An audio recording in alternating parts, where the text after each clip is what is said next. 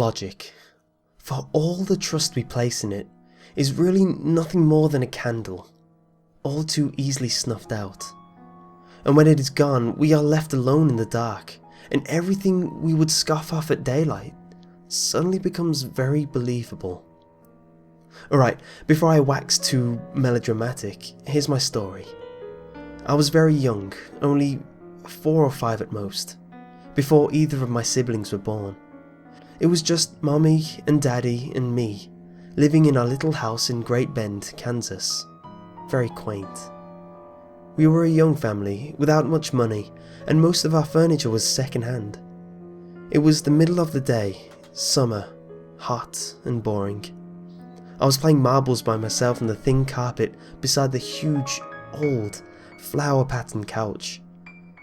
Mom was down the hall in the kitchen, and Dad was at work. Why I was trying to roll marbles around on the carpet, I don't know. We had a perfectly good linoleum floor after all. But there I was, swishing the marbles back and forth, happily bouncing them into each other. Then, in my overzealous enthusiasm, I rolled too hard.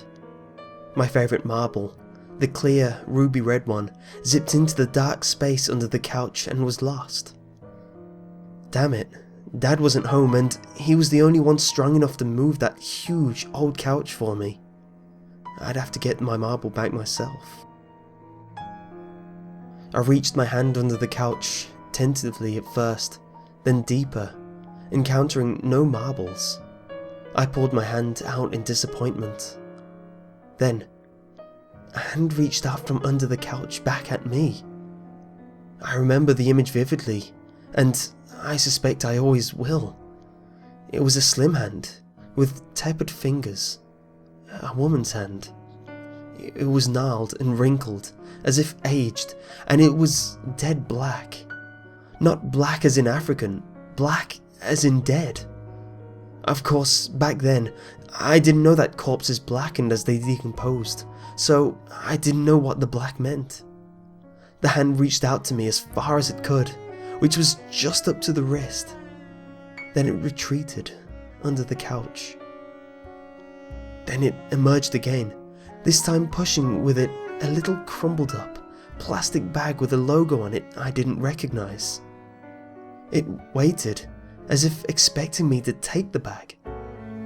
Then, when I didn't, it pulled the bag back under the couch and was gone. I got up, walked down to the kitchen and told my mommy what had happened. Why didn't I run screaming? Or at least run? I don't really know. All I can say is, I was a little kid. A hand reaching out from under the couch at me didn't seem like that huge a deal. I hadn't yet learned what was and was not permissibly in reality. I had no worldview. Mom was skeptical, but walked me back to the couch and explained how I was probably imagining things. She even reached a hand under the couch to convince me that nothing was down there. Later, my dad lifted the couch up for me, and the only thing under it was, of course, my missing marble, plus a few more marbles I didn't even remember losing. But here's the scary part. For years, I remembered this. I even developed a weird fantasy of little hand people living under the couch, and I, in my childlike innocence, believed that they would catch me and take me away if I ever reached into their domain again.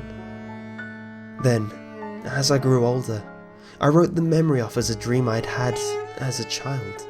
Cute but silly. Then, a few years ago, I recounted the story to my mother. She gave me a funny look, and told me she remembered it, because, after all, she had been there. She told me that she remembered me coming up to her in the middle of the day and telling her about the hand under the couch, and remembered being highly disturbed by my story, since I was an extremely quiet, well-behaved kid who didn't ever lie. Then, she told me about the couch itself. According to her, she and my dad had gotten the couch from the estate of an old woman who had actually died on it. This was the first time I'd heard about this, but It sure explained why they got rid of the couch within a month of my story. But here's the part that truly frightens me, even to this day. The part that I have to try so hard to get out of my mind some nights. Remember that bag the hand pushed towards me? I've never forgotten the logo that was on it. And recently, as in a few years ago, I saw the same logo again, on what looked like the same type of bag in a hardware store. It was a bag of utility razors.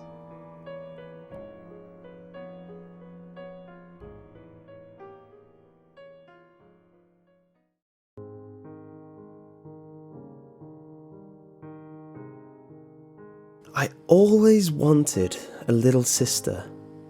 I would beg my parents, please, please, and they'd roll their eyes at me and tell me that it wasn't as simple as I thought. That didn't stop me from asking about it every chance I got though. When they brought Sarah home, it was the happiest day of my life. She was so cute, I couldn't wait to share my toys with her. I started going through them, deciding which ones were hers and which ones were mine. I borrowed my daddy's label maker and started putting our names on each thing so we wouldn't get them confused. She cried a lot at first.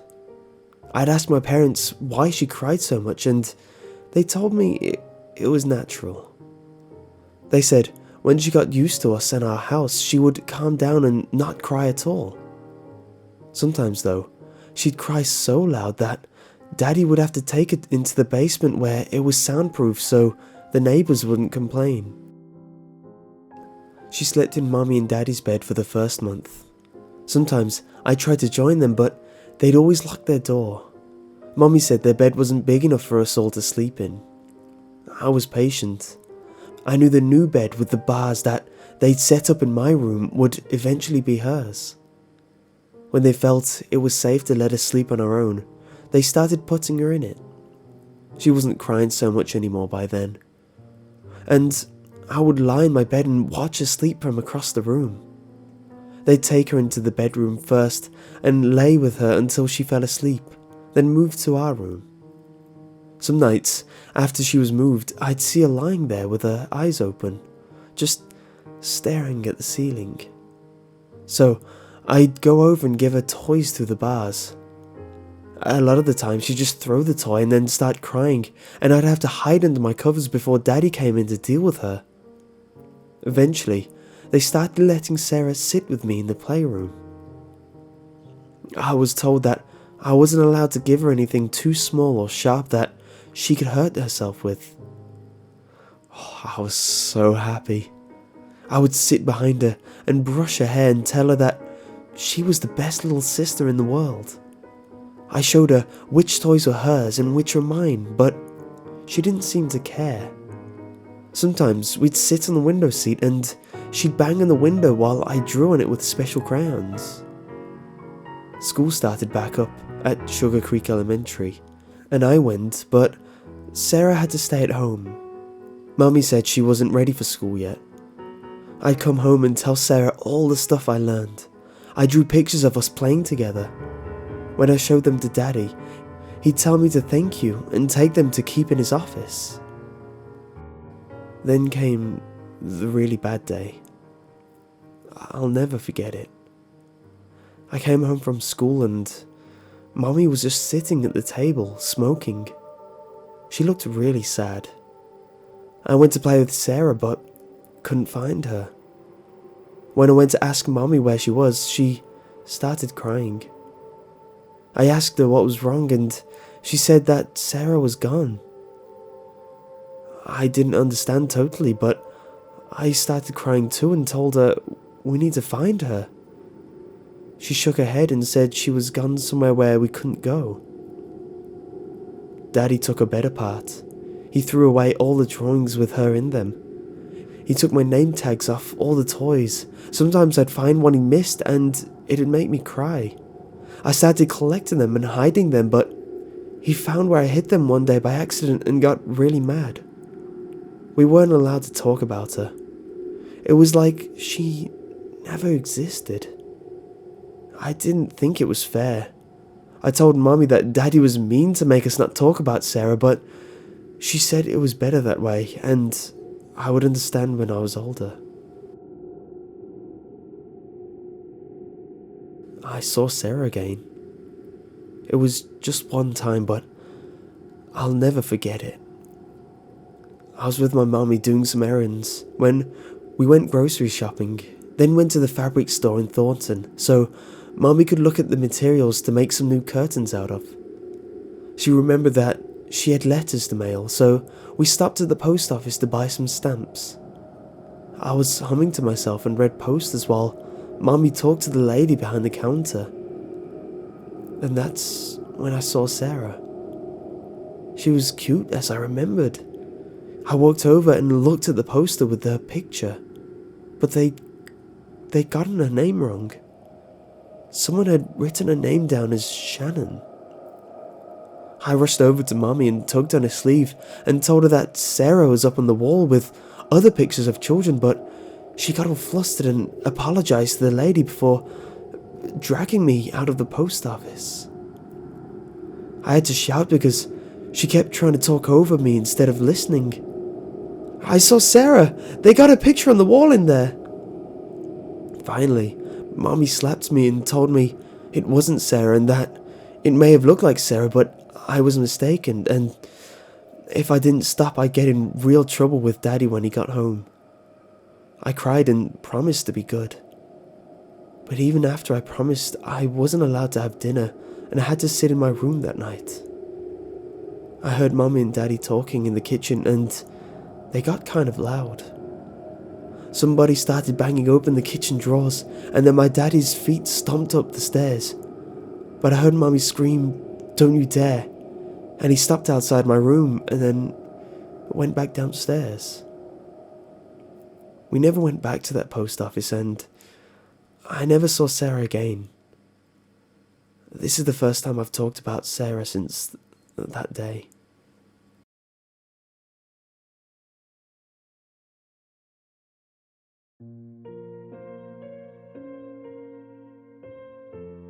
I know the topic of scary or rather disturbing stories from our childhoods are outdated, but I thought you might like this one. This one was from my high school years. It wasn't always rebellious. In fact, I was more of a goody two-shoes.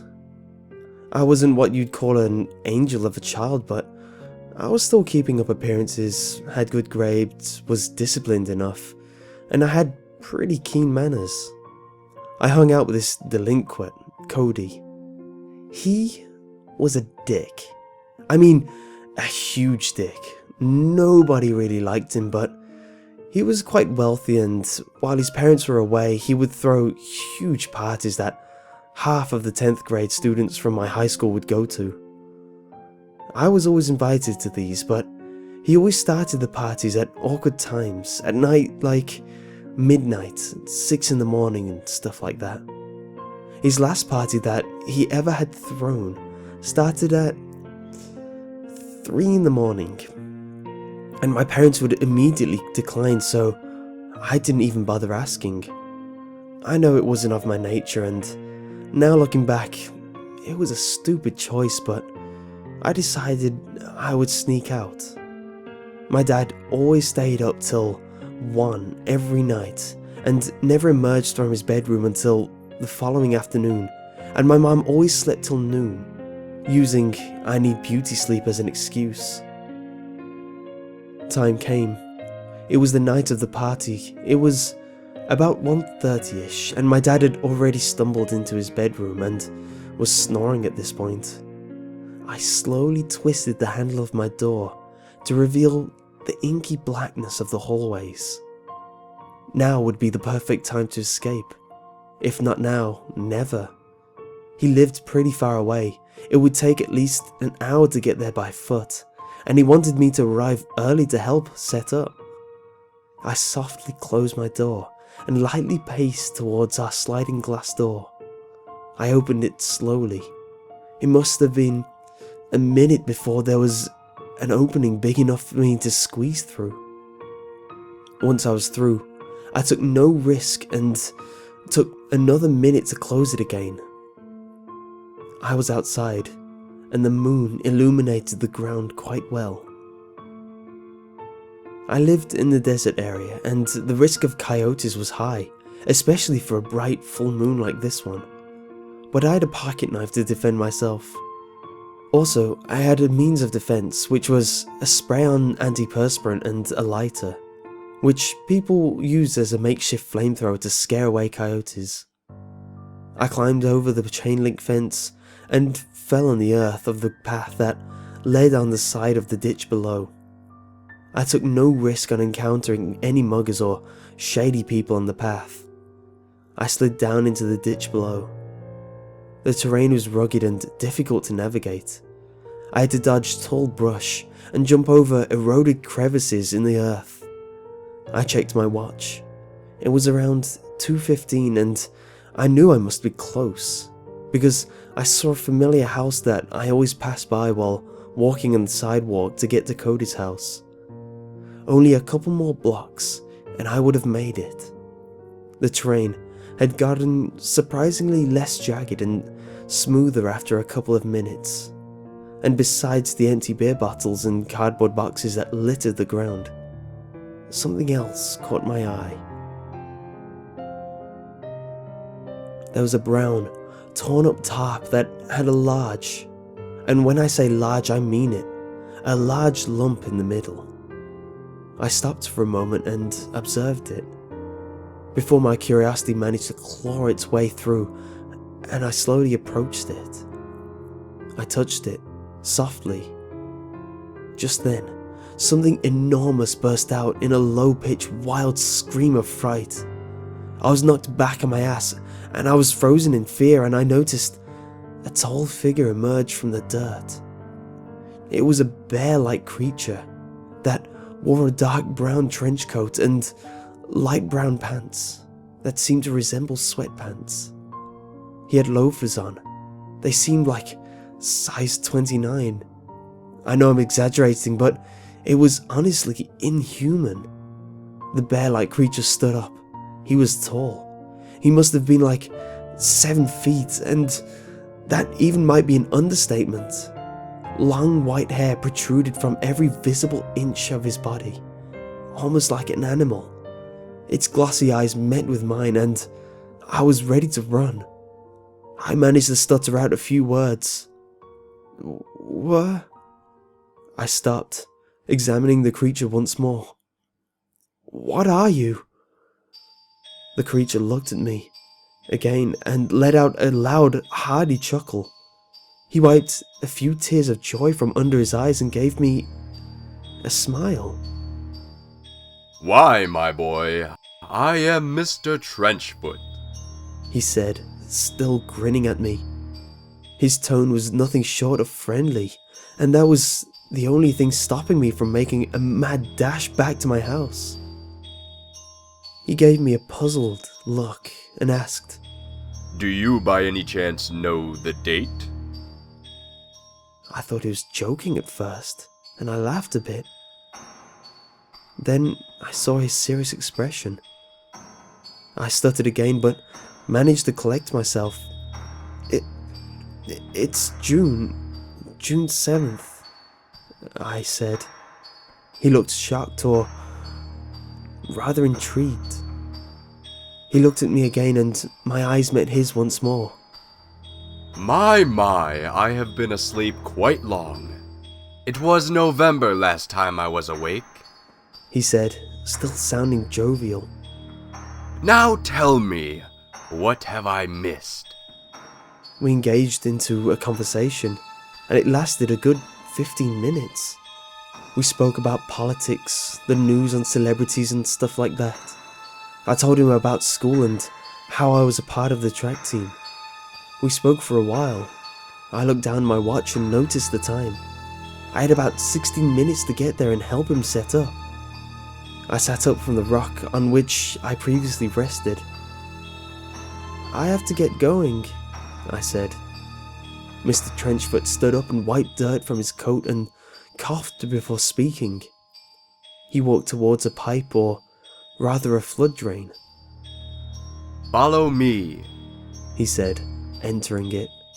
I need to show you something. He crawled farther into the pipe and soon he was enveloped in darkness. I dared not enter and stood there for a while.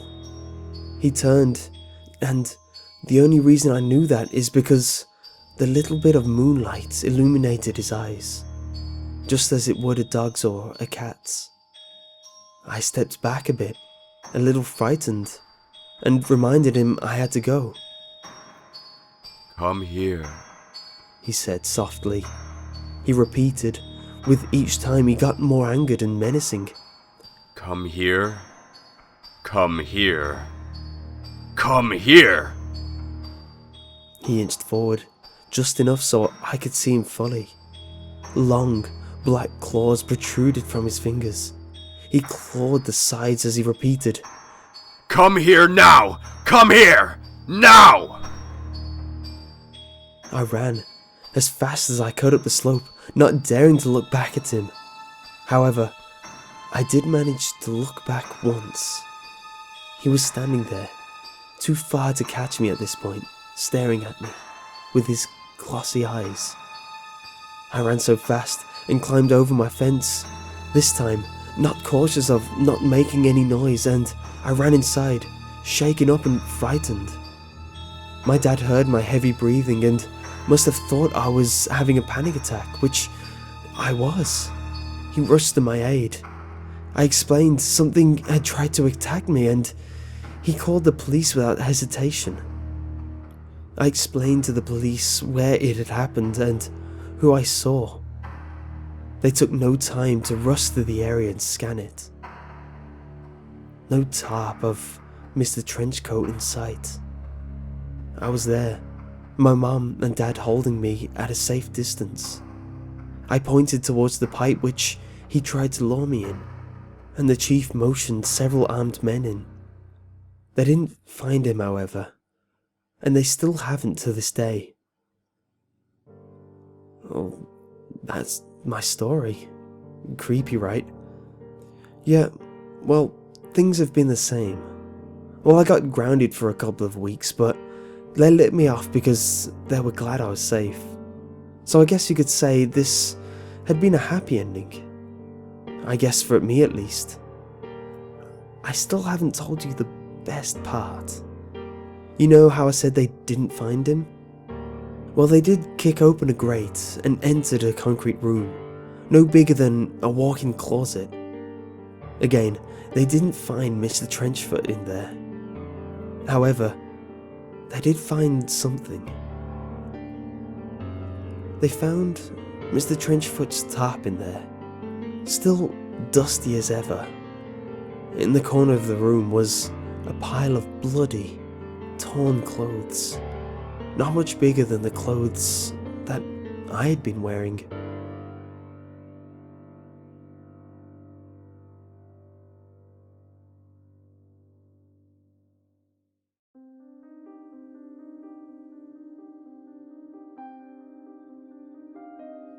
I don't know what to do anymore.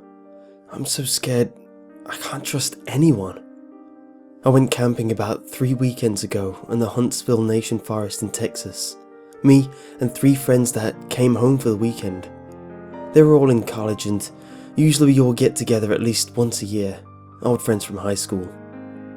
For the camping trip, we planned to go backpacking deep in the forest, live off of fish that we catch and animals that we can trap.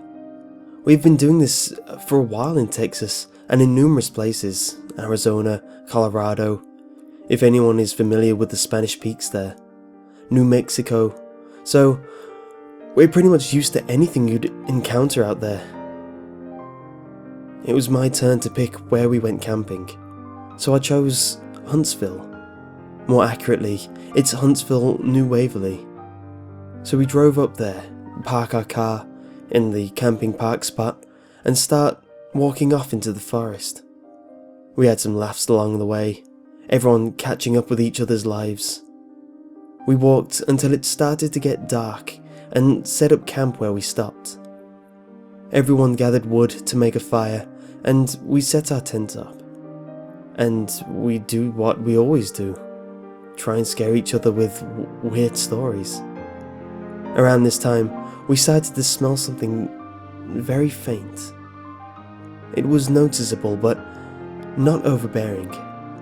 We couldn't put our finger on what it was, so we just carried on. Mike had to pee, and he walked off in the forest. A second later, he come running back, pee all down his jeans like he missed really bad. Immediately, we all crack up and throw some jokes at him. Then we noticed he was white as snow and trying to catch his breath.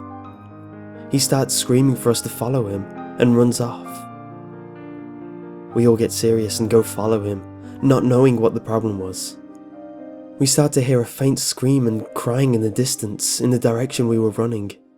It was pitch black away from the camp, and Mike had the only flashlight. We left ours at the camp. He had his from his trip taken away. So, at this stage, we didn't have much choice but to follow the light, which was frantically pointing here and there in front of him. The screams gets closer and Mike starts to slow down. We then noticed a ratty old cabin that looked like it was abandoned, except for a faint light we could see from one of the old mildew-covered windows. The crying was intense. Whoever it was couldn't breathe enough to let out a full yell. We all followed Mike up to the front door, and we could all hear the crying from inside. As soon as he knocked on the door, it stopped. We all waited and heard really heavy footsteps walking fast to the door. There was a giant slam against the door and the sound of a bolt unlocking. Then, nothing. We waited for a bit, knocked a few more times, but still, nothing happened. We walked around the house. There was no way any of us were leaving each other's side, and noticed a window, which was a good way up. Alex took a deep breath and asked us to give him a boost so he could see inside. Me and Mike lifted him up to the window.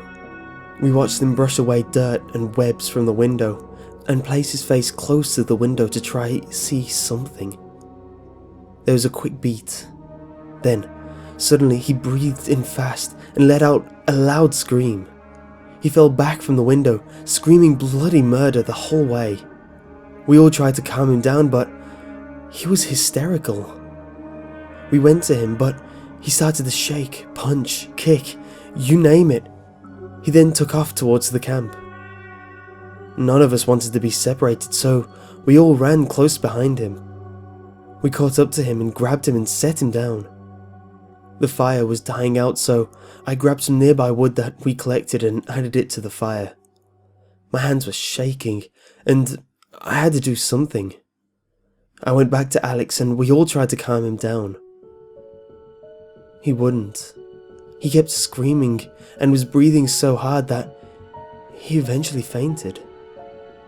All of us are terrified now, and we all kept the fire high until sunrise.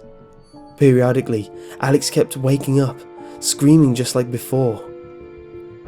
By sunrise, he was up and looked catatonic, just mumbling to himself and whimpering. Me and Mike decided to go look at the cabin now it was daylight. We searched where we thought it was, except there was nothing there. Nothing at all. The indistinct smell from last night had now grown into a very strong smell of something dead, something stale. We headed back to the camping site. When we got there, we found Alex had chewed into the side of his face and swallowed so much blood that he was throwing up. John was at his back, and he looked like he was about to die from exhaustion. I guess we all looked that way. I just didn't notice until I saw his face. Alex said quietly that we need to leave. Now. We all started to pack up the tent. It started to rain really heavily. It was about noon, and the sky started to grow really dark. Alex started to go into a panic. He went and grabbed a big stick and yelled at us to leave it and leave now, or he'd knock us out and drag us out there himself. Mike started to yell at him, and they started to fight. We broke it up and finished packing, and then started to make our way back. After a little while, we arrived at a creek we had crossed the previous day, only it was flooded over, and the water was moving too fast for us to cross it. Alex started to scream again, yelling at Mike for taking his time packing up the tent when we could have gotten out of here. This went on for a little while, until we finally convinced Alex to calm down and tell us what happened. He said, as soon as he put his face to the glass, a face on the other side did the same thing, and started to smile really big. It had dark eyes and a mouth which was much bigger than Alex's. As the smile got as large as it could, a giant shadow behind it swung something down and sliced its face off. The face was stuck to the window, and he said it started to laugh quietly as it slid down. Mike, still annoyed, and though he wouldn't admit it, began to freak out, started to argue with him again. We eventually started to follow the creek for a way to cross. We then started to see toys floating in the creek. Really old toys, old Barbie dolls and baby dolls. This wasn't like any old trash floating in the creek though. This was a lot of Barbie dolls, a lot of baby dolls. One washed towards the side and Mike picked it up. It had some kind of voice chip that was dying and started to say some gurgling words we couldn't understand, followed by its sad excuse for laughter. Then it sounded like it was whispering. We thought the batteries must be dying. He threw it down. We kept going, and the sun was starting to set. Alex was freaking out more now, and was whimpering and breathing heavily. We all started to see shadows moving behind trees, something we all called BS on, until we were all seeing it. It was barely light out, and we stopped as we see the cabin right in front of us. None of us knew what to think. Mike said, "This is bull, I'm going in there." Alex tried to stop him. We all do. All of us just wanted to go home. Mike tells us all to get lost, to do our own thing, that he doesn't care anymore and this is all bull. We start to hear hundreds of the same sort of Barbie dolls as before, laughing, whispering and trying to sing. We started to move forward past the cabin, all of us, and kept pushing forward. We smelled something dead in the air, something stale, the same something as before. We started to hear something crying and something screaming. We kept on going. We eventually crossed the creek and left the woods. We get back to our vehicle and got in. It's pitch black and we drive. We are about to get on the 45 to Houston, but the road is under construction and can't be accessed. It points to a detour. As we head towards the detour, it seems to be small, bumpy dirt road going into the woods. We then see a young girl come up to us. She looks like she was in trouble, young and pretty. She approaches the passenger side door and she looks like she's really drugged up or beaten. Alex doesn't roll down the windows, nor does he open the door. She reaches for the handle and he immediately locks it. She then puts her face in the window and starts to smile really big. We floor it. Alex starts to cry and scream, and we're all breathing heavy. We finally cut on the street that takes us to the 45, and we take it the whole way. When we get back to my apartment, everyone doesn't know what to say, and we all break apart and go our separate ways. Mike messages me later and says he's going back. I try and convince him not to, and all he does is say it was our minds and that we were screwing with him. I think he just went to prove himself that he wasn't scared. I can smell that stench everywhere now. I don't go out anymore. I just stay in and don't answer the door. Last week, everyone I met was acting really strange. People that I knew for a long time and total strangers. My own dad. When I went to his place to eat supper with him, he just watched me, strangely, when I was sitting down. He didn't say a word the whole time. I kept asking him, "What's wrong?" He just slowly shook his head. When I was leaving to go home, I turned to wave. He had black eyes and an open mouth like he was in pain. When I started to walk back, he shut the door and bolted it. I stayed there knocking and knocking. Nothing. I called him. His phone was disconnected. I even called the police. Halfway through the questions they were asking me, the connection started to fade into static. I could hear a faint mumbling, singing and laughing. Mike had completely vanished. There was not even a record of him being alive. When I call Alex's house, they talk to me like I'm some salesman. They say they don't know Alex and to stop calling. The person who tells me that is Alex's mother. I can't get a hold of John. Someone knocked on my door, and when I went to look, I saw a face completely covering the peephole, and a giant smile started to form. I called the cops again, but instead of turning into static, they got really strange. "Sir, are you affected by any drugs at the moment?"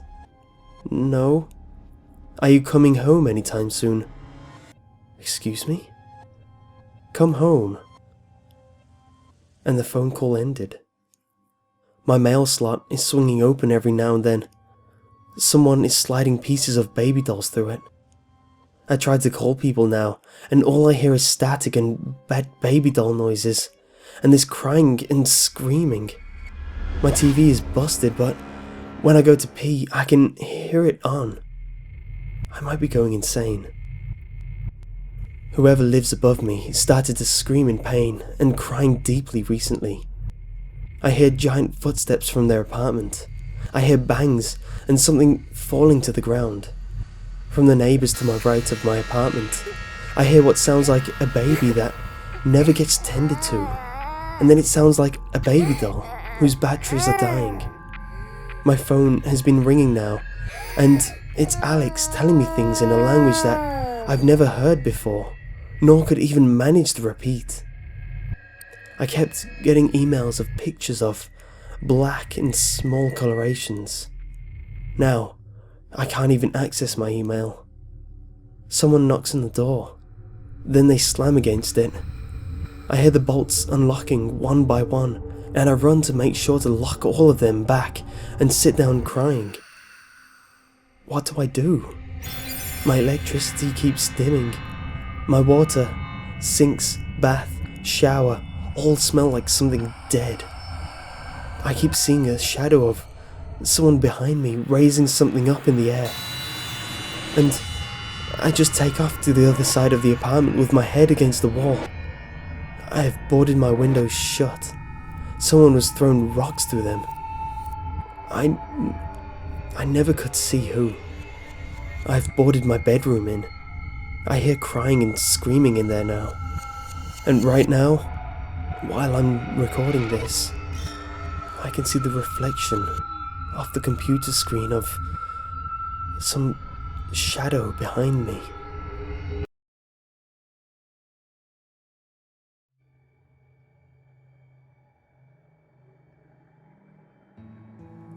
The picture you're staring at was taken sometime in the 70s.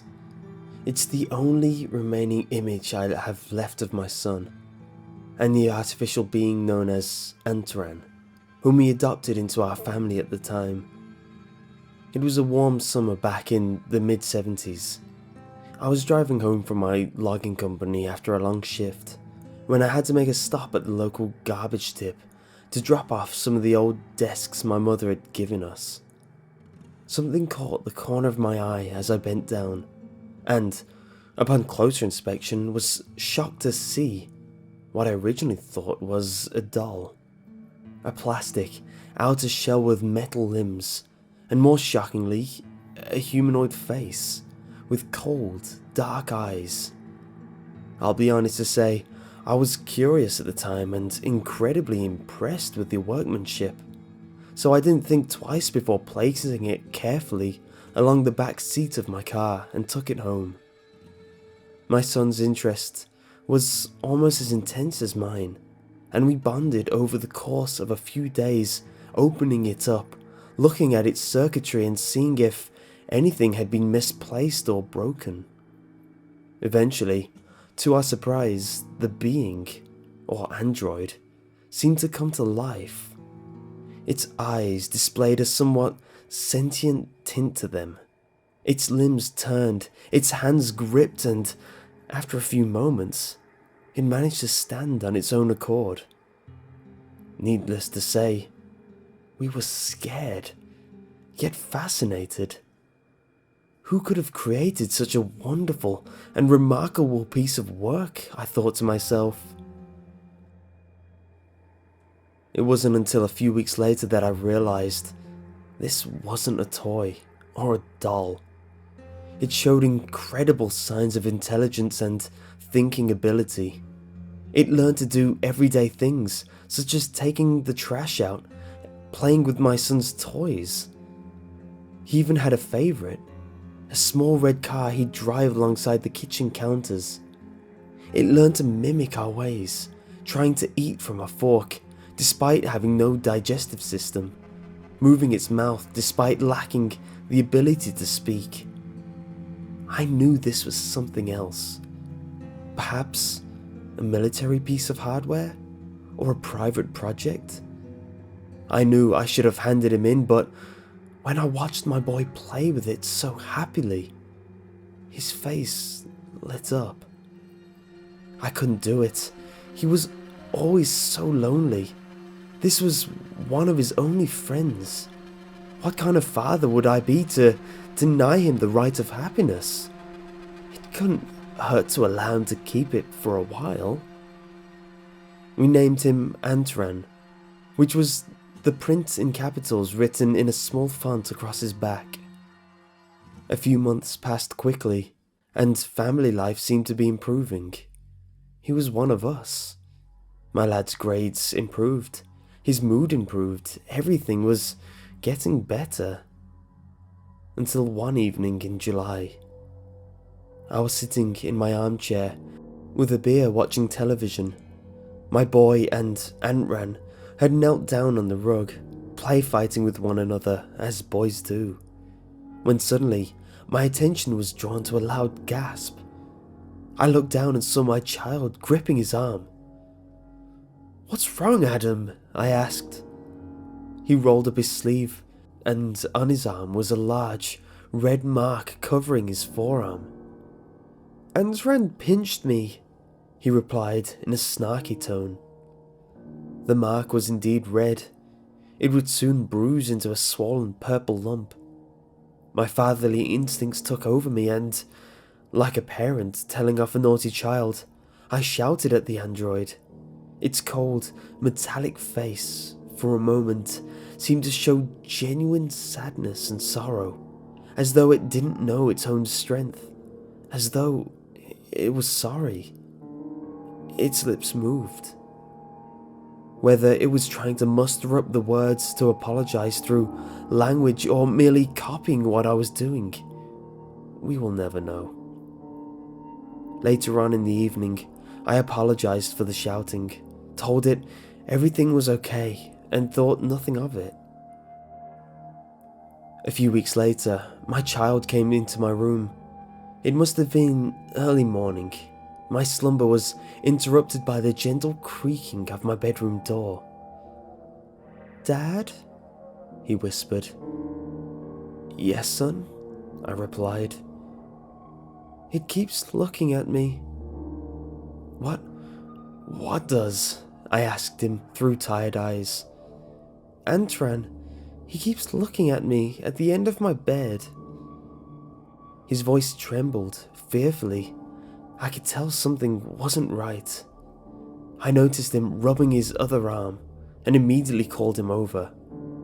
Pulling up his sleeve, my heart sank. More bruises. Must have been 4, 5, all the way up his arms. "Take off your shirt, Adam," I asked, trying to keep calm. I could feel a cocktail of emotions rising within me. Panic, fear, anger. He took off his shirt. As the waist pulled over his small head, my heart sunk further and my eyes welled up. Before me, my son stood, his small frame coated in bruises, different sizes, different shades of browns and purples. Immediately, I got up and stormed to Adam's room. Nothing. I shouted at the top of my lungs for the being, looking under the bed, out the closed bedroom window. Nothing. Suddenly, a loud knock from above us. Then, hard footsteps. "It's in the loft," I whispered, my eyes to the heavens. As I paced down the corridor, I noticed the walls on either side were coated in scratches, all the way up to the now swinging piece of string that leads to the small loft door. Slowly, I pulled it open, telling my scared son to stay where he was. The ladder fell down and I climbed up. Taking a hold of the torch we left on the side of the opening, I turned it on, only to find the small window we have in there to be smashed. It had escaped. Immediately, I considered calling the emergency services. But who's gonna believe me? A sentient metallic being hurting my child? They'll have one look at the bruises and they'd have locked me up for abuse. I had no choice but to keep quiet. Weeks, then months passed. Every time we went outside, we noticed ever-increasing signs of ANTRAN's presence. The familiar scratch marks alongside the bricking of my home. Plants had been disturbed, patches of mud leading up to the window. I feared for my son, taking him to school and from school, never letting him out of my sight. What had caused this sudden hostility towards us? Had we done it wrong? Was it my shouting? I found myself speaking out loud in the events, apologizing to the walls, to an empty room in the hopes ANTRAN would hear, hoping he would stop the taunting, the endless stalking of my home. But my attempts were in vain. If I had known what would come, I wouldn't have slept that night. My sleep was once again disturbed, though this time by a blood-curdling scream. My eyes darted open, and immediately, almost natural instinct, I rushed to my son's room. It was too late. The room had been turned upside down. Everything was on the floor, the bedsheets ripped, and his window smashed. I burst into tears, screaming at the top of my lungs for my son back. I called the police, telling them my son had been kidnapped. They asked if I'd seen the culprit. I lied and said I hadn't, hoping the images of my son would be enough. Like they'd believe that this doll was sentient, harmful. For the next few days, I cried myself to sleep, sobbing like a child. Life wasn't worth living anymore. I wish I'd never found that thing. I betrayed my son's trust in me as a father, to protect him, and now I pay the price. It was a September dawn, sat in my armchair drinking. when I heard the pantry door creak open. "Adam? Adam?" I called, rushing to the kitchen. Again, nothing. Except there, on the counter, was ANTRAN's favourite red toy car.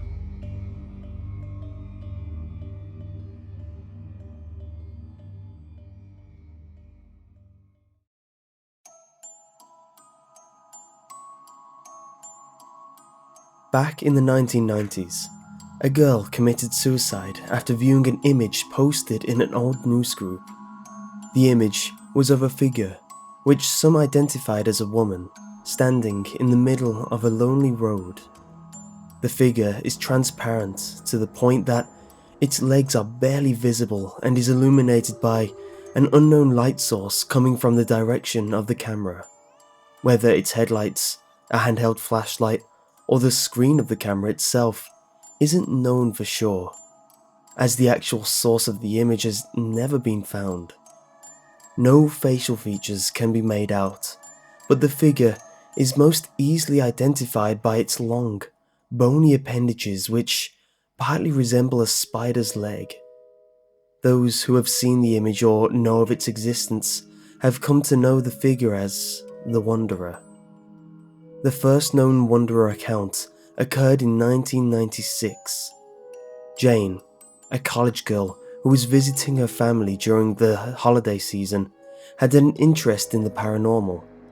She saw the Wanderer image on a news group, along with a message reading, "Do you see me? I can see you too." Dozens of other users saw the same post. Most didn't think much of it, just that it was somehow funny. Some actually complained that they experienced headaches while they looked at the image, and similar claims have been made by others since. According to Jane's family, she suffered from nightmares in the night after seeing the image. She claimed she would wake up and see the Wanderer outside her window. Sometimes it would scrape the glass with its spider-like limbs, but usually it would just stand there and stare at her. She would find herself unable to move while in its presence, as if many unseen hands were holding her down. Even if she closed her eyes, she would still see it. Her family was sure she had just been frightened by an online image and was having nightmares as a result, until Jane complained of seeing the Wanderer in her waking life as well. She was convinced it was following her. She would see it even while she was in a room full of people or out in public. Even though no one else saw anything, Jane's family feared for her sanity, but only assured her that the Wanderer wasn't real. Jane, however, only got worse. She began going to extreme lengths to stay awake at night. It started out with caffeine and staying active, but quickly graduated to cutting herself and screaming through the night. Before long, she wasn't sleeping at all. She was convinced that, if she slept again, the Wanderer would take her. Her family knew they couldn't just wait and hope for the best. Jane needed help. But when Jane's mother knocked on her daughter's bedroom door, she received no answer. She carefully opened the door, not wanting to disturb or startle Jane, but she still heard nothing. Jane wasn't in her bed. She wasn't sitting at a computer. She didn't appear to be in a room at all, until her mom checked the closet. There, Jane was found, curled in the corner, blood reddened from her body, having drained from the long slit across her throat. She was clutching a blood-stained note which read, "It can't have me now." Jane's case is not isolated. Through the rest of the 90s, dozens of others went missing or committed suicide after viewing the image of the Wanderer. Since the turn of the century, despite my best efforts at locating the image, it seems to have disappeared. Recently though, I posted on a news group asking if anyone had heard of the Wanderer.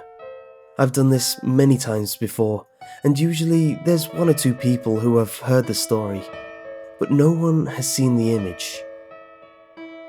This time was different. Shortly after posting, I received an email in my inbox. The subject of the email was, "I can see you." On the body only read, "Do you see me? I can see you too." There was an image attached with the message. I can't verify whether it's the real Wanderer image or not, but I must warn you that if you choose to view the image, you do so at your own risk.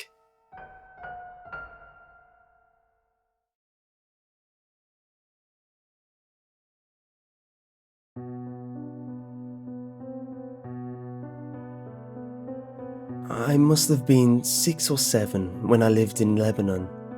The country was ravaged by war at the time, and murders were common and frequent.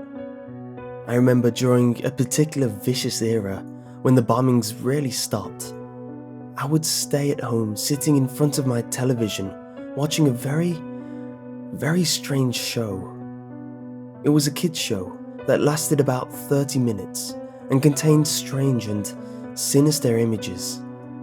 To this day, I believed it was a thinly veiled attempt on the part of the media to use scare tactics to keep kids in place.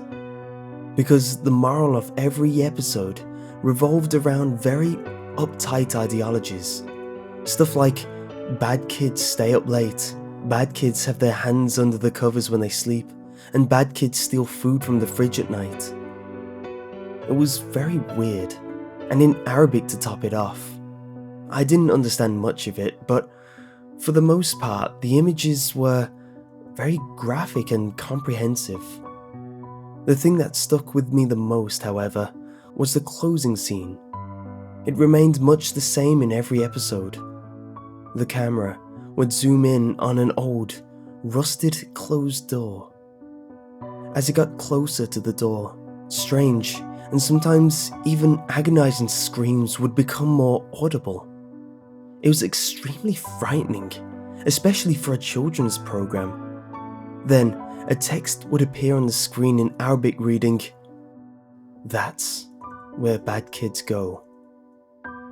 Eventually, both the image and the sound would fade out, and that would be the end of the episode. About 15 or 16 years later, I became a journalistic photographer.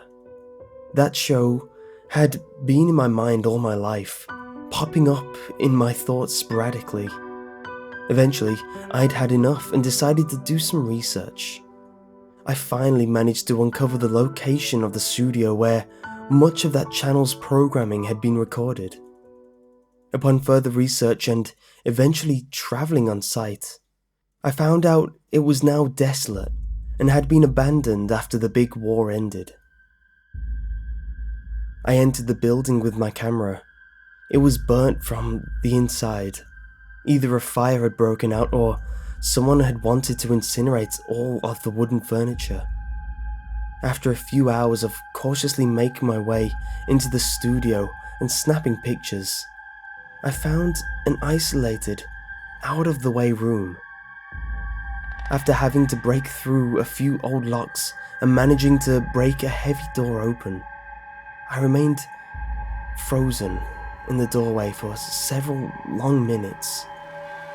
Traces of blood, feces, and tiny bone fragments lay scattered across the floor. It was a small room and an extremely morbid scene. What truly frightened me, though, what made me turn away and never want to come back, was the bolted, caged microphone hanging from the roof in the middle of the room.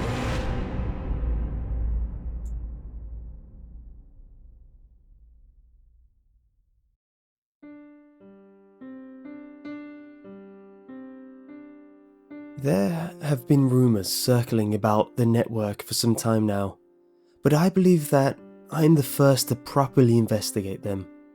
I'm certainly the first to share my findings. I'm not going to shove this stuff down your throat and blow it out of proportion, nor am I going to tell you everything that I saw. I shall not respond to any messages regarding the matter, but I will leave instructions to those of you who are motivated enough to replicate my trip. I don't know if you've ever been to North Wales. Lots of mountains and valleys and very few large towns. Mostly rural communities out there. I visited a friend up in Bangor a few times, so I knew the way to the coast. From there, it was a matter of heading south into the foothills of Mount Snowdon. It took a while to find the old research building. It's been abandoned for years, and so the address wasn't on my sat-nav. But a couple of locals out on a hike pointed me in the right direction. If you plan on heading out there, I'd advise asking around. It's easy to get lost out in those country roads. Sure enough, there was the sign that I'd read about. The original words, Gwyneth Climate Research Centre, just visible through the fading cloak of black paint which had been sprayed across the sign. In their place had simply been daubed End. Passing this charming exterior, I turned up a narrow path where the hedges grew tall and tangled with weeds. I'm not talking narrow like, oh, it's going to be awkward if I meet another vehicle coming the other way. I'm talking grit your teeth the entire way because you can hear the brushes scraping the sides of your ears narrow. The road surface turned to gravel and then angled up sharply. My tires span, the innards creaked painfully, and it quickly became apparent that it wasn't going to make it up. I reversed down the short distance that I'd managed and parked, shrugging on my laptop bag and pocketing my dad's maglite. It was a fairly grey morning, and I had no idea what state the building's lighting would be in. Buttoning my jacket, I headed up the hill. The front door was not locked, but I set out to check the perimeter. It was pretty much as described in the original online post. Windows boarded, no visible telephone or power lines feeding into the building, and the exterior shell which was covered mostly entirely with graffiti tags. No vehicles were in sight, and the CCTV cameras just hung limp and dead in their cages. Good enough for me. The interior was dark, as I had anticipated. I flicked on the maglite and let it play over grimy walls and a dusty floor. Odd that it should seem so undisturbed. One would think that it would be a squatter's heaven, or at the very least littered with used needles and condom wrappers, as most other abandoned buildings tend to be. The graffiti was still present, but it seemed more hesitant. It was spaced out and faltered the further down the hallway I went. It finally petered out a few feet from the reception desk. The local teenagers had obviously lost their nerve. I found the fuse box behind the desk and flipped a few of the switches experimentally. Nothing happened. Whether the fuses are all blown or there was no power at all, I did not know, but I definitely did not have the capacity to fix it. The email that I had received on the matter specifically stated not to worry about the electricity supply, but, and called me a coward if you like, given a choice between functioning lights and creeping around a dark, isolated building on my own, I'd rather the former. After climbing the bare stairwell to the next floor, I was able to stow my light. The windows here were not boarded up, and great cones of sunlight had crept through the empty frames. The only creepy thing about this place was how tidy it was. Yeah, a thick layer of dust coated everything, and what few furnishings were left had been piled up in the corners of the room, but there was literally no sign of human disturbance. The sort of place an urban explorer would kill to stumble across, no doubt. I actually felt almost unwelcome there. The closest example I can think of is when you walked into class really late back in school. Everyone turns to look at you and you feel weirdly unwelcome. Yeah, well, I was getting that same feeling in my stomach when I found the room. It was pretty much as the email described, a big, open-plan office layout with marks on the floor and ceiling where the cubicles had once been, and a great wreath of office chairs tangled together in one corner. There was only one desk in the room, pushed against the far wall. As I approached it, I noted that, unlike the rest of the building, it was completely devoid of dust. I pulled the laptop out my bag and set it down. It was a cheap piece of crap 2000 model which I bought online for about £30, reformatted and installed only the basic functions onto. It was specifically for that exertion. I was not going to gamble my personal machine on an interesting story I'd read on the internet. Once booted up, I produced the network cable. It was an old grey one, the kind you attribute with screechy dial-up tones, and parents complaining about your hogging the phone lines. One end slotted into the back of the machine, and I looped the other behind the desk, crouched beneath it, and felt my way along the flaky plaster until my hand brushed the port. My probing fingers discovered a cable already attached, which I unhooked and replaced with my own. When I stood up, I noticed that the cable that I held in my hand was torn, as though the other half had been yanked away so abruptly that the plastic had ruptured and the wires inside snapped. I still have it around my office somewhere actually. Nothing happened. No icons popped up announcing that I had successfully connected to the network, and the little signal strength symbol in the bottom right of the screen insisted that I was not online. Puzzled, I checked the printout of the email. No mention of this. Perhaps the power being off was an issue, contrary to the given directions. I called up the command window and tried sending a ping. A ping, by the way, is the kind of echoed message that the computer can send out to test the connection. It bounces back or receives a response from other machines and servers in the same network as you. To my surprise, I received 2 or 3 automated responses. I was online, alright. The next given step was the internet. My homepage was set to Google, but strangely, the program spent a good few minutes just on a blank white screen before I was redirected to a different search engine. It was similar to Google in its minimalism, empty background with a central text bar, but the address was www.patriotsearch.com. In place of the Google text logo, there was a simple sketch-style picture of a stoic-faced soldier holding a British flag in one hand, a US in the other. The word Semper Fidelis was scratched into his helmet. I tried YouTube, but the page briefly far forward before redirecting me to Patriot Search website once more. My mouth felt dry as I clicked the search option and headed to the BBC News website. This, it seemed, was still online. As I skimmed the news headlines, any doubts that I had quickly vanished. Second American Civil War grows in size and intensity.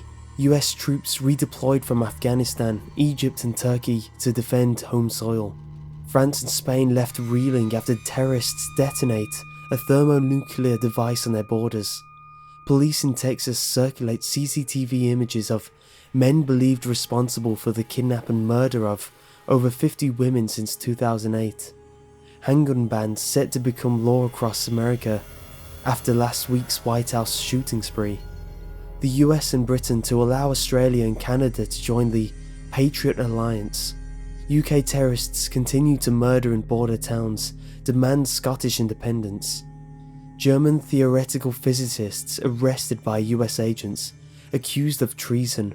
Research on alternate universes and interdimensional travel amongst confiscated items.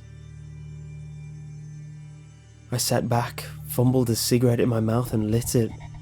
I had no idea precisely what it was I just stumbled across. I still don't know, but it was huge. some kind of alternate reality? News from the future? It seems too big to be a trick. Anyway, as the email had told me, this network, this other internet, was an overlap between our world and another one. I went back to the Patriot Search website. I began punching in anything that came to mind. Olympics, Facebook, human rights acts, police powers, current world map. Slowly, surely, a picture began to form. A picture of the world beyond my laptop, and the little umbilical cord which was the cable. I was a blind man, feeling his way through a cave, bit by bit. The more I read, the more fearful I became. A lot of bad stuff had happened. I have neither the time nor patience to list everything here. You can't expect me to describe an entire separate historical timeline, but I'll leave you with a few examples. Police in the United States and the UK were gradually being phased out, and the army was taking their place. From what I gathered, the only crimes that were properly investigated were treason and fraud, leaving all kinds of depraved killers and perverts free to do as they pleased. Some had even gained a fan followings. I stumbled across one website dedicated to someone called the Dockyard Butcher. I had an image and a video gallery in the sidebar, and the things I saw made me feel queasy. The world was overcrowded, but not like ours. I make no exaggeration. London was ringed by shantytown slums, the sort of place you wouldn't expect to find outside a third world country. There was so much to take in that I'm probably forgetting half of it as I type. Oh, and something had happened to New York City. There were plenty of records about it dating back to the late 90s, but then they just stopped, like it never existed. I couldn't find it on any of the maps, no discussion on any public forums about it either. I'm not sure if it's an isolated example or one of many places to officially stop existing. But if anyone decides to look for themselves, then it's something interesting to investigate. I really recommend that you don't though. A shrill bleep startled me. I left the command drive open after testing my connection. It was notifying me of an echoed ping. I reopened the window and, sure enough, I had been pinged moments later. A second ping popped up on the feed. A different source, though the IP was listed beside the notification.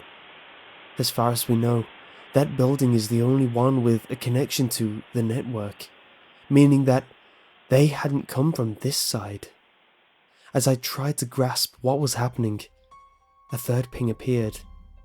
Something clicked inside my head, and I felt my stomach turn.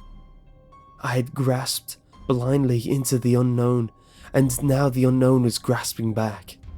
People from this other world had felt my clumsy investigations and were, in turn, investigating us. That was when my laptop went crazy. The mouse stopped responding to my usage. In fact, the pointer disappeared completely from the screen. The internet browser instantly froze up, and then forwarded me to another website, a blank white screen which loaded almost instantaneously. A file began to load itself onto the machine, its icon, a pale, pupil-devoid eyeball, and its name, a blank space. Though I wasn't hugely worried about the well-being of the laptop, the idea that something from this other place was pushing its way into my reality was strangely horrifying. I leapt to my feet, and just as the download reached the 75% mark, I yanked free the cable from the wall. A squeal of static emerged from the computer speakers, and the download bar quivered, frozen on screen. I dropped my cigarette in the rush, so I sat back, lit another one, and stared at that socket on the wall, scratched and slightly deformed due to my rather rough exit from the world that lay beyond it. I have no idea what that I program was for, and I didn't try to find out. I took the laptop apart there and then carefully grounded each piece below my heel. All that's left of its inner workings is a scattering of green plastic shards and bent metal. As for what the future holds for the old climate research building, I have no clue. Gwyneth Council have been talking about demolishing it down for years, and perhaps one day they'll pull their fingers out and get around to it. I'll be honest, when it's nothing but rubble and ashes, I won't be mourning its loss. Until that time, the socket, a little window into the unknown, is still there. If you desperately want to investigate, I can't stop you. Still, it's plain to see that whatever world the network represents is a cruel and malicious shadow of our own. Just a word of warning to any other would-be pioneers, however. If they try to make contact, ignore them. And if they try to get through, deny them. Scientists believe that, should alternate universes exist, then it would be almost impossible to knowingly transfer physical objects from one to the other. Then again, though data is simply electrical impulses, energy, that such a force should be exchangeable between two realities simply paves way for other, far less desirable visitors. I believe that whatever possibilities the network holds for us are outweighed by the risk, because what lies across the veil is not some monster or demon, but a humanity turned cold and hateful. I know how we think, and it knows we'll come back. If all hasn't dissuaded you from exploring, then please be careful. And don't let them in.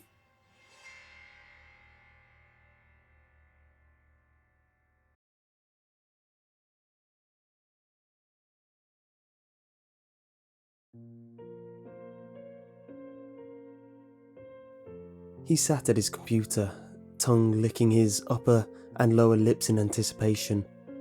A long-nailed, fat and grimy index finger clicked on the mouse at a dizzying pace. An observer might have thought there was an insane miniature tap dancer somewhere underneath the piles of filth that surrounded the man. However, no tap dancer could effectively practice their talent in this cramped and deplorable dwelling.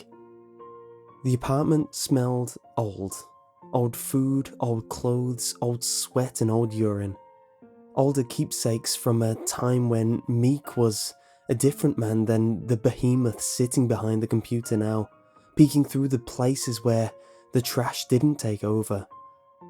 A narrow path wound its way around the dwelling, taking Meek to the vital places he needed to go when life interrupted. A path to the bathroom that was rarely used anymore, and another that forked 30 degrees to the apartment entrance. Others led into the kitchen and what might have once resembled a dining room. Another path ended abruptly in front of the bedroom's entrance, a ramp of filth almost reaching the smoke alarm above the doorframe. The high amount of detritus that formed those paths were momentums, showing the sloth of the recent past, an involuntary story from the ground up. Most of the bottoms of them were newspapers he used back when caring seemed to still be a second nature, to soak up the vomit and spilled beer. After the insulating layers of refuse began to accumulate, above them, however, the carpet became passé to his thoughts, an empty and flattened tampon box, whose corner jutted out from one of the disgusting hillocks near his computer, caught the corner of his eye. His wife, Marie, had left him about a year or more ago, but he barely remembered what she looked like. Even the dust and grime-covered picture lying face up near the monitor offered a view of the woman he didn't really remember knowing. She took their infant daughter, Krista, with her, as it became clear that Meek was quite incapable of anything besides playing his online games. He suddenly kicked the small mound of pizza boxes under his desk in frustration as his main game character fell to his demise off a ravine and into the pixelated lava below. The group he was running this dungeon with would undoubtedly boot him out of the group for his failure to keep up. He kicked the mound again, his long, yellow, big toenail piercing a hole through the box and into what he perceived to be the wall beyond. The pain barely registered at first due to Meek seeing that his internet connection had been terminated. He stomped his other foot into the moist and brown-coloured spot on the floor to his left. A pungent smell that he had all but become immune to ran through his nostrils. He glanced at his fractured toenail, now resembling the misshapen tip of a blooded spear. He grabbed the foot in pain and cursed the monitor before him, his game character a skeleton at the bottom of the molten orange doom. He worked hard to get his game character to this point. Now this. Did he cut into the coaxial cable that supplied his internet access with his toenail? Did he kick something else? "God damn it all!" he shouted to the screen before him, a middle finger echoing what the mountains of garbage near him wouldn't let his voice do.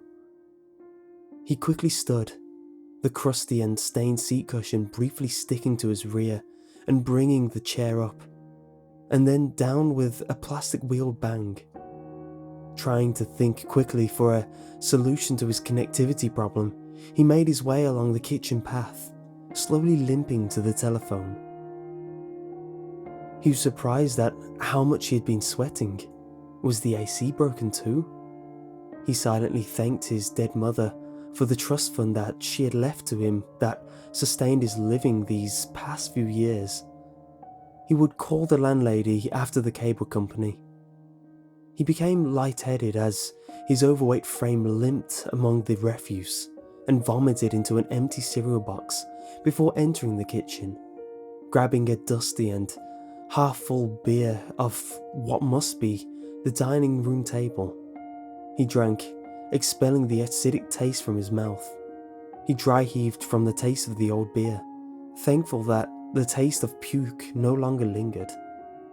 He hadn't used the phone in ages. No need to, really. He used both hands to claw through some hamburger wrappers and matted paper towels to about where he estimated the phone to be.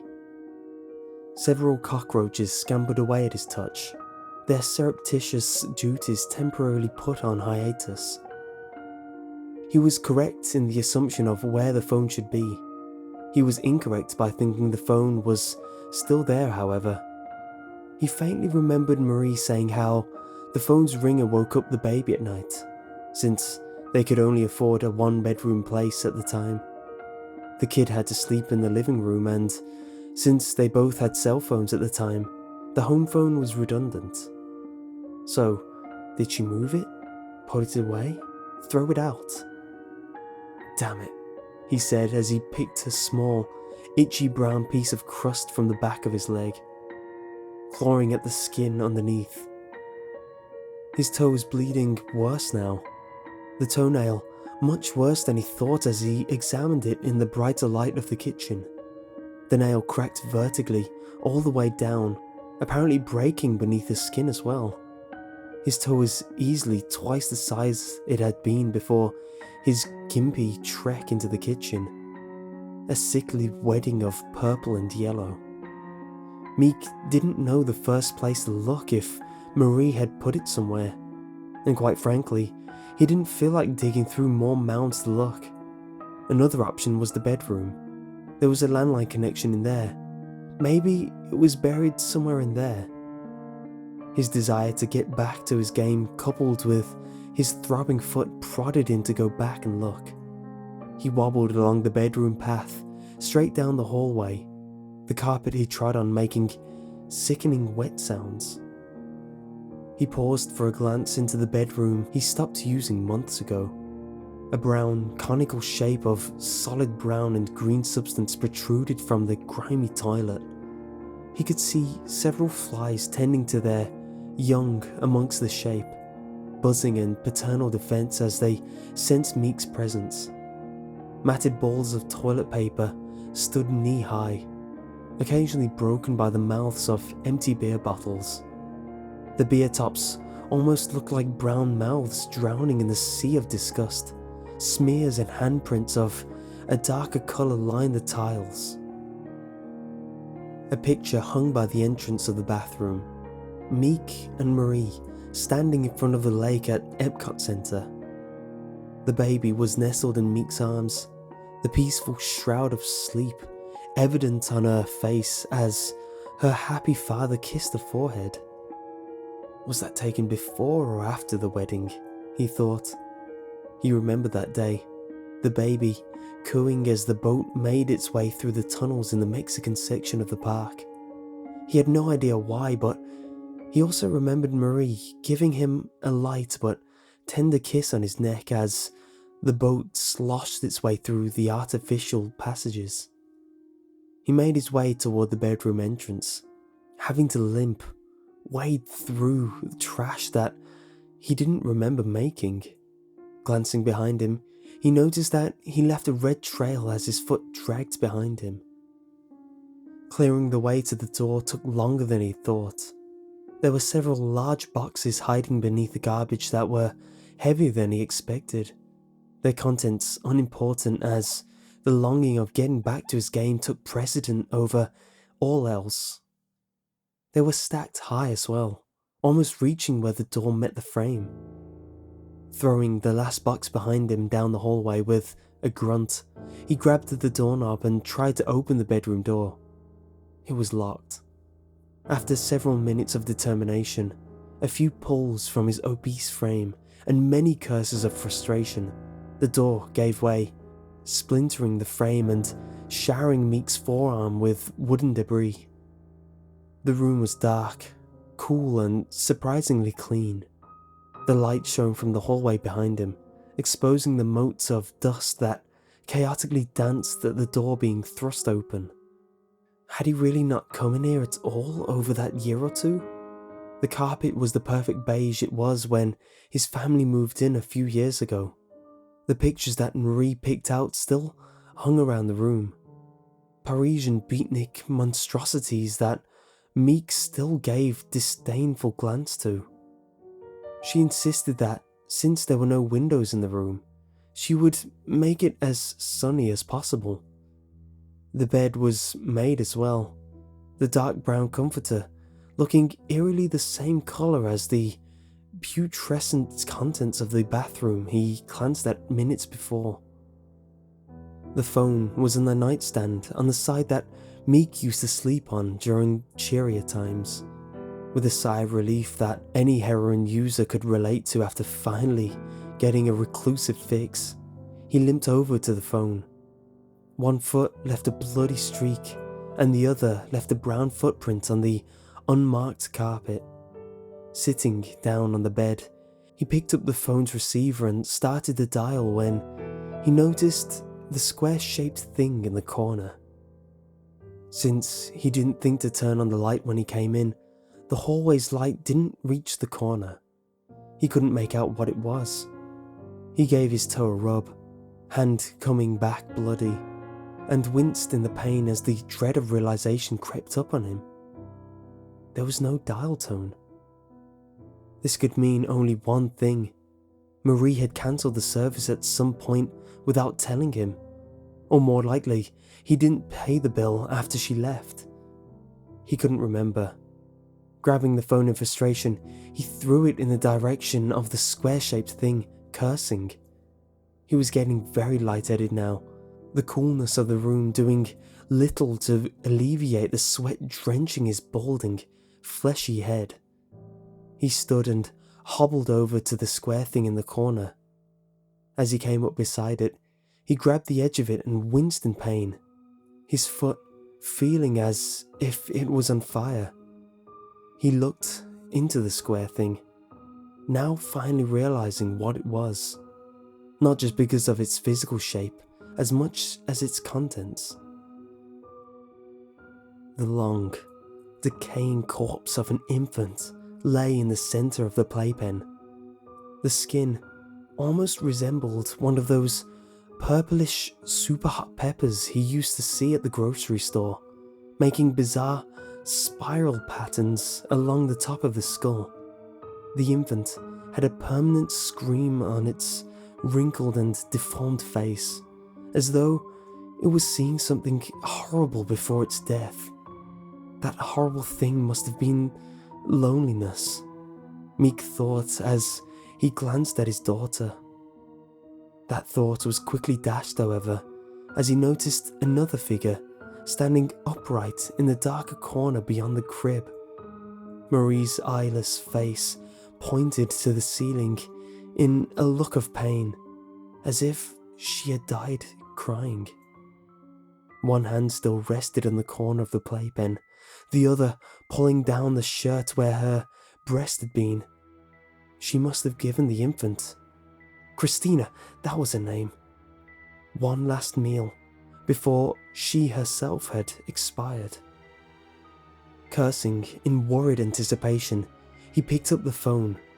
It was, thankfully, still in one piece, with the cord from the wall still attached to it, and hobbled to the bedroom door, deciding he would try the kitchen's phone receptacle, now out of feverish desperation. As he made his way through the doorframe, he immediately saw a problem. The heavy boxes that he had thrown behind him in a frenzy moments before now made a heavy wall that merged with the garbage piles. He could see a portion of his computer's monitor beyond, a bubbly, orange haze through cardboard and refuse. His foot throbbed and his chest suddenly contorted in pain as self-preservation began to take hold of his fevered body. Dropping the phone, he fell to his hands and knees, crawled toward the barricade. The first box before him wasn't so bad to move, but the next was impossible, positioned as he was, and he slumped over it. He sensed the cockroach that must have been only partially killed with his weight tickle the side of his torso. "Just a rest," he mumbled. "The kitchen is just around the corner. So close. I will have my internet back within an hour. Just one phone call," he thought, longingly looking at his computer screen through the cardboard and refuse cracks. His heart finally took his frustration, his toe pain, and him along with it.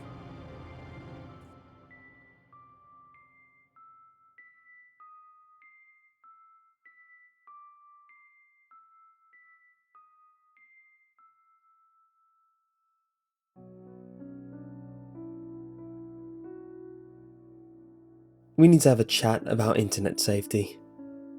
I crumpled down on the floor next to him. His laptop was open and he was playing Minecraft on a public server. His eyes were locked into the action. Comments scrolled down the side of the screen in the chat box. "Son, can you stop your game for a minute?" He exited the world, closed the laptop and looked up at me. "Dad, is this going to be another cheesy, scary story?" "What?" I faked hurt feelings for a second, and then grinned at him. "I thought you liked my cautionary tales." He grew up listening to my stories about children who encountered witches, ghosts, werewolves, and trolls. Like many generations of parents, I used scary stories to reinforce morals and teach lessons about safety. Single dads like me should use all the parenting tools at their disposal. He scrunched his face a little. "They were fine when I was 6.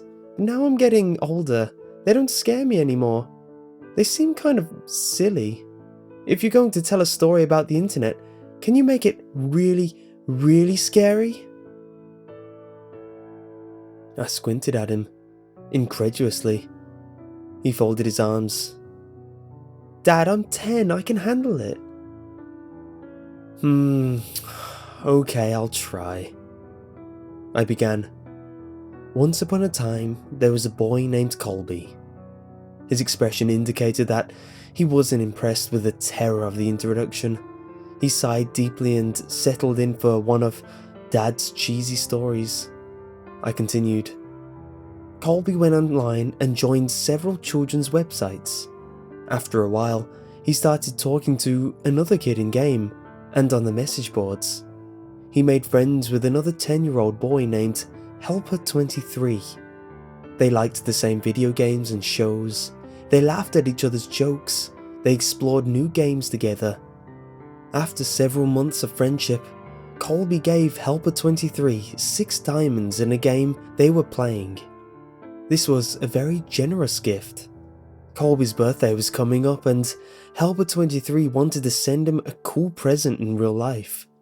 Colby figured it wouldn't hurt to give Helper23 his home address, as long as he promised not to tell it to any strangers or grown-ups.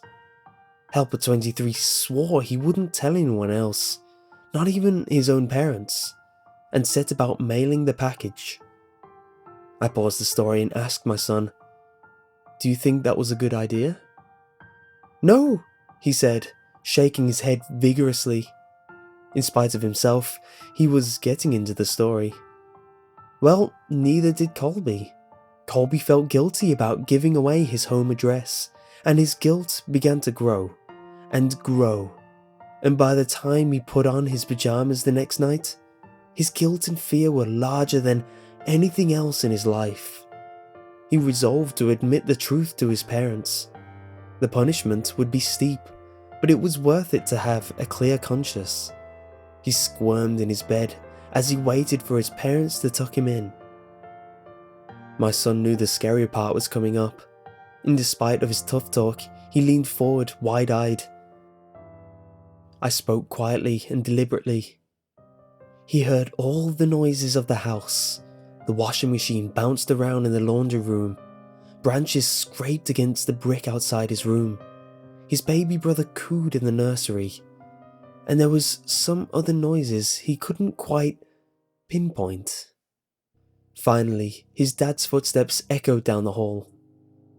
"Hey, Dad," he called out nervously. "I have something to tell you." His dad stuck his head in the doorway at a weird angle. In the darkness, his mouth didn't seem to move and his eyes were all wrong. "Yes, son?" The voice was way off too. "Are you okay, Dad?" the boy asked.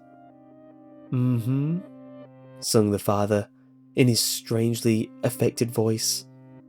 Colby pulled his covers up defensively. Is Mom around?" "Here I am." Mom's head popped into the doorway below Dad's. Her voice was an unnatural falsetto. "Were you about to tell us that you gave our home address to Helper23? You shouldn't have done that. We told you never to give out personal information on the internet," she continued. "He wasn't really a kid. He just pretended to be one. Do you know what he did? He came to our house, broke in and murdered both of us, just so he could spend some time with you." A fat man in a wet jacket emerged in the child's doorway, holding 2 severed heads. Colby shrieked and gasped as the man dropped the heads on the ground, unsheathing his knife, and moved into the room to work on the boy. My son screamed too. He twisted his hands over his face, but we were just getting started with the story. After several hours, the boy was almost dead, and his screams had become whimpers.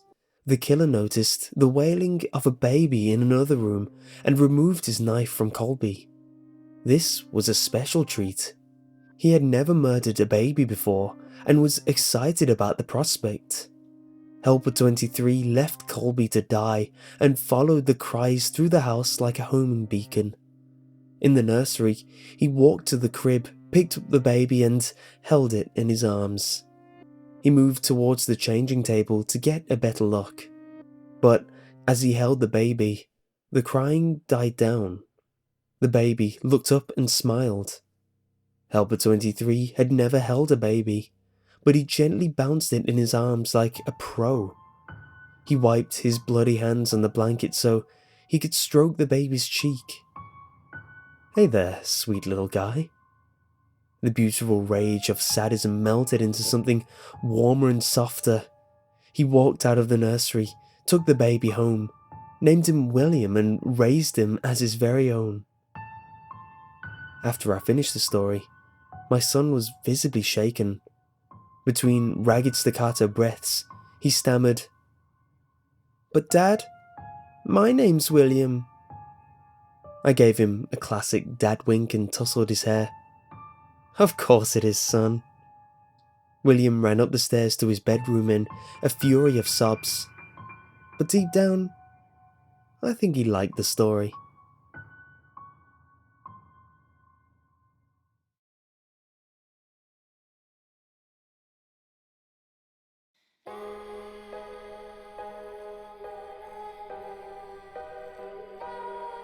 A bomb went off in the city. It happened Monday. Today is Thursday. My dad was there, and he hasn't come back yet. I've been sitting at the window every day waiting for him to come home. Mom says the bomb interrupted the electrical grid in the city, so there's been barely any news about it. Our neighbour's son is a meteorologist stationed outside the city limits, and he told his father, who told us. The bomb was the biggest he'd ever seen. He saw a flash of blue from outside the window and threw himself to the ground. He counted to 5, because it was his job to record phenomenon. At 5, the windows exploded into the room and heat like a furnace rushed over him. His father says he managed to call from an emergency line in the station. He's wounded, but okay. Dad was supposed to come home Monday night. Mom has been very quiet for the last few days. She doesn't say much at breakfast and only gives me an "I love you" at bedtime on her way out of the room. I only cry then, in the dark. This morning, I stare out the window, hoping by some miracle I'd see him walking down the street and turn onto our walkway leading up to the house, smiling and waving at me. My heart leaps every time someone walks by. Mom comes behind me. "Go upstairs and get ready for school, please." I turn around in my chair, but staring out the window is not going to change anything. Now go. I leave the window, feeling as though he won't come home unless I was there watching for him. Every day it's gotten harder and harder to sit there at the window and watch. I have a need to run outside and look for him, to ask every person in every store if they've seen him, anywhere at all. Because I need him. I need him home to wake me up in the morning and help me with homework and tell me jokes at the dinner table and be there for me when I need advice or just to talk and not be crushed under a mountain of concrete with pulverized shoulders that used to hold me during parades and let me press my face into them when I need to cry. I sob while I put my books into my bag, quietly, because I haven't heard Mom cry and she won't hear me cry. The front door swings open from downstairs. "Hello?" For 3 days, I dreamed of that voice. "Dad?" I half scream and rush to the landing, looking down over the banister through the vision that swam with tears. He was looking up at me. I couldn't tell if he was smiling or not, but I rushed down the steps and towards him with a hysterical laugh of relief. I stopped, dead, when I came closer to him. His face was a deep red and covered in blisters. His arms looked burnt like they were held over a stove. His shirt was torn and covered in soot and maybe blood. "Dad, what?" "It's alright," he said. "Come give me a hug." I sprint to him and dive in his arms. He gives a little cry of pain. "Oh, Dad, I'm sorry," I mutter, trying to pull away. "It's alright," he says. "I'm just a bit sore, that's all. He looks up behind me. Mom's been standing there, watching us. She's finally crying. "Didn't you know I'd be back?" Dad says to her, smiling. She rushes over, and the three of us are hugging together. It was a long time before we broke up. "What happened to you?" asks Mom. Dad looks at me tentatively, his face suddenly grave, pale. His eyes looked... Did they look scared? "I think it's best if you leave while I talk to your mother. Don't you have school in a bit? Go get ready for me." I nod, turning away reluctantly. As I head upstairs, I hear him say, "Let's sit down, I need some water." I return to my book bag with a different set of tears in my eyes. I knew he would be fine. I just knew it. Why would I ever think my dad could get hurt? He had to come home, and he did. That's all there was to it. I heard a gasping moan from downstairs. I turn towards the door and stop when I remember that he told me to leave them alone. Another moan floats through the door. My curiosity gets the better of me. I creep around the doorframe and down the hall to the landing. Leaning against the wall with my ear between the banister, they couldn't see me around the corner, but their words were as clear as day. "Just got to the hospital to inspect the facilities. It was around 8 in the morning. I was following the chief of staff to his office when it sounded like a cannon went off right beside me. The wall next to me exploded." Mom made another sound like I heard from upstairs. I couldn't see her, but her face was plain as day. She must have been chalk white. I was turning pale too.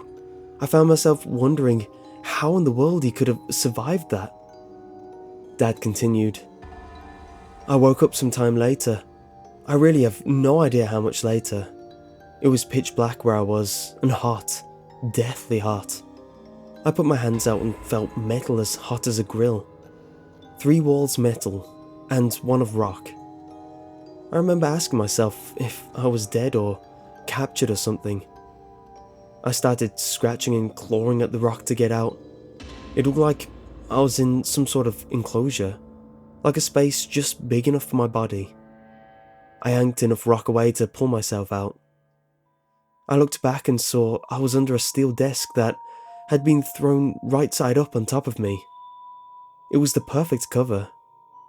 My skin felt horribly sunburnt, and the air was so hot it was like sitting in a sauna.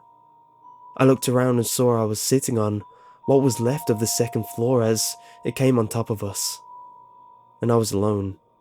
The hospital had fallen away, so I could see the sky, though it was so dark. It looked like a storm had come in seconds. Rain was coming down, but it wasn't rain. It was black and tarry.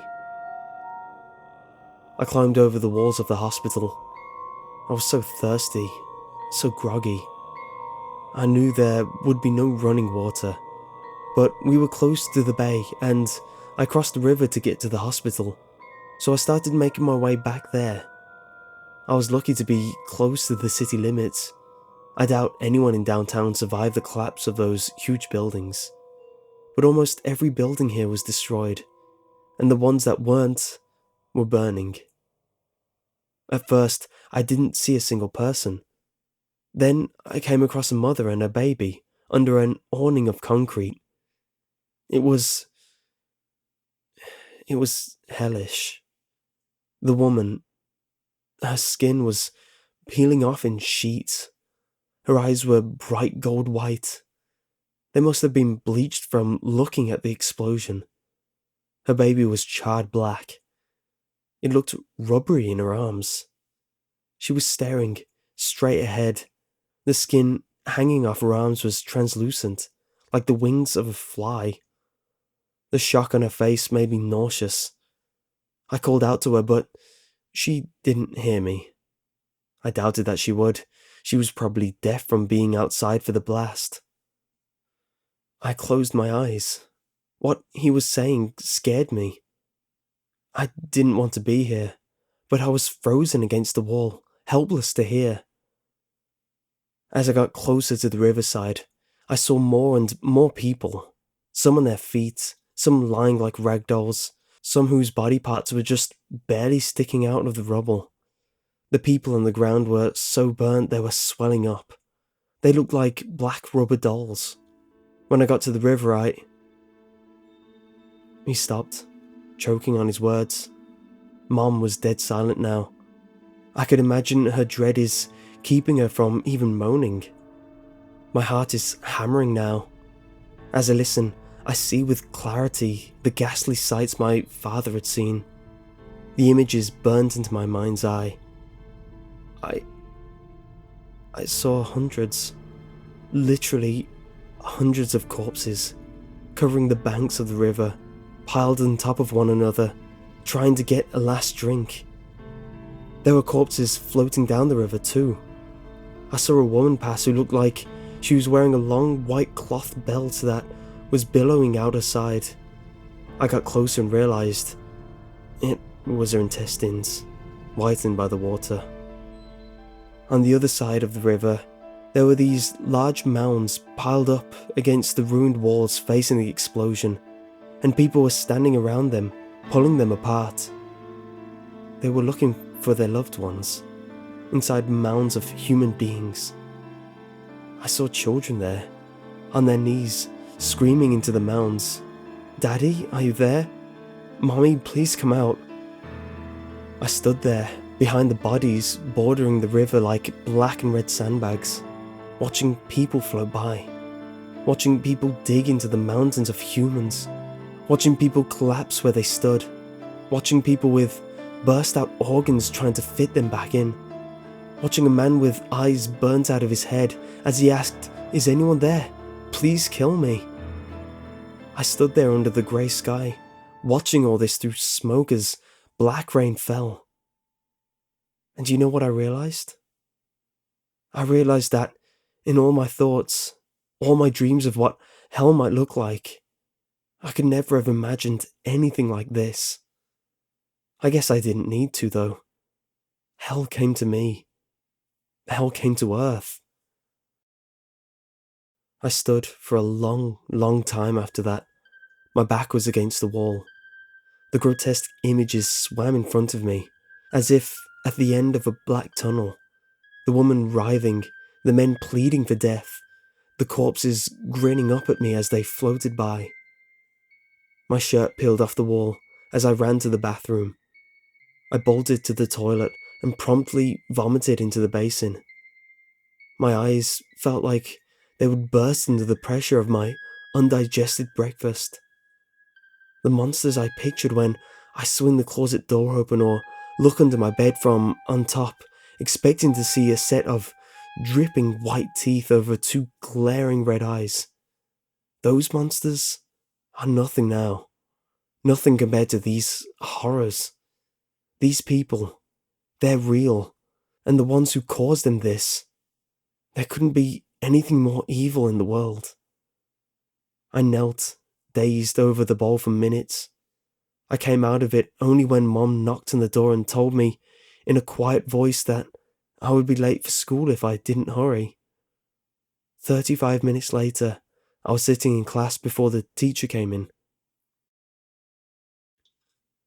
Before I had left the house, I hugged my dad, who had fallen asleep on the couch where he sat. His face looked very lined, very tired under his blisters. He looked older. I hated thinking of him that way, but I couldn't stop myself. I came out of it slightly when the teacher came in at 11 o'clock, shushing the chattering class. He wrote the month and then the 9th on the board before turning to us.